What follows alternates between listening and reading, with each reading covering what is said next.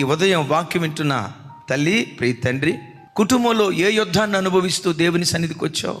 ఏ యుద్ధాల మధ్యలో సతమతమైపోతూ బ్రతకాలో చావాలో అర్థం కాక శరీరాన్ని ఏలుబడి చేస్తున్న రోగాన్ని బట్టి విసిగిపోయేవేమో.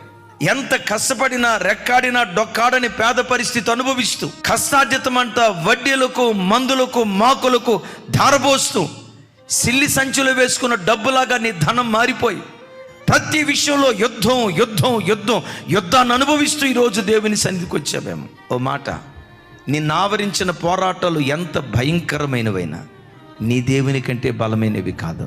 దేవుని సన్నిధిలో మోకరించి, ప్రభా నా ఇంట్లో ఈ యుద్ధం ఉందయ్యా, నా కుటుంబంలో ఈ పోరాటం ఉందయ్యా, ఈ యుద్ధాన్ని నేను చేయలేనయ్యా అని దేవుని సన్నిధిలో నువ్వు మోకరిస్తే పరలోకమందలి దేవుని సన్నిధి నుండి ఆశ్చర్యకరమైన సహాయం నీ యొద్దకు దిగి రావటం ప్రారంభిస్తుంది.